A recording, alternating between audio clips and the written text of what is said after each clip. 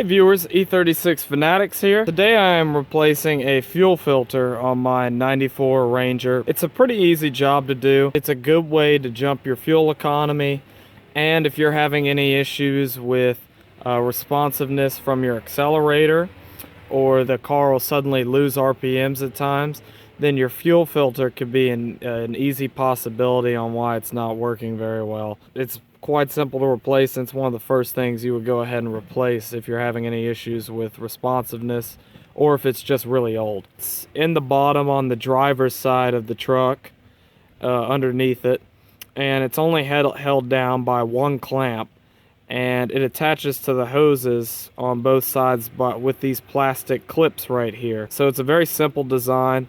And another note to not forget is you have an arrow pointing in a certain direction.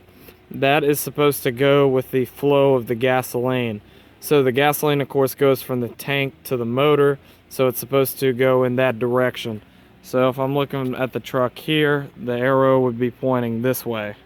So the big thing about replacing your fuel filter on any car or truck, it doesn't really matter, is that the fuel lines, of course, are carrying fuel.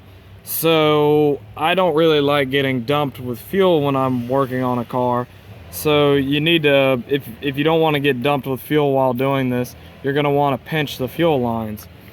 However, any pliers you have, or these that I really prefer, these lock jaws, they're gonna have rough, they're gonna have rough teeth on them.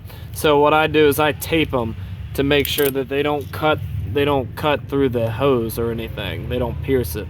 So what you're going to want to do is, really, you're going to want a helper if you can. If not, and if you have two of these sitting around where you can just set them on the hose, that'll work great too.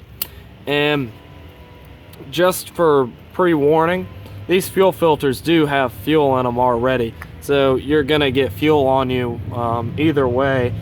It's just a matter of if you want just a little bit or a ton of it on you. Okay, so there's the fuel filter. It's right to the left of the transmission where the linkage is and everything. And it's pretty straightforward. You have this one clamp right here that's holding it down. And then you have the line right here, which I'm crimping. Then one other line right here. And of course this is the end line.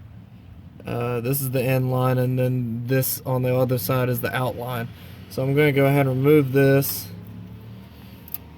and then I'm going to remove the fuel filter.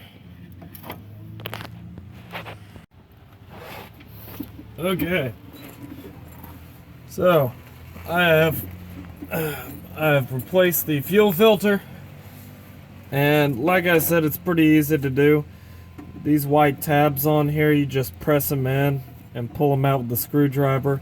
The way I did it though is, of course, first thing I did was loosen up on this metal clip right here, and then there's two bolts right here holding in this bracket. I went ahead and removed this bracket to give me the clearance to actually replace this filter.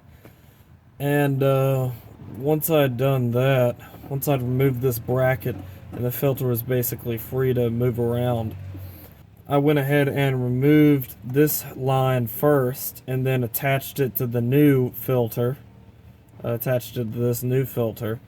And then I removed the old filter from the bracket area and ran the new filter through the clip and the bracket.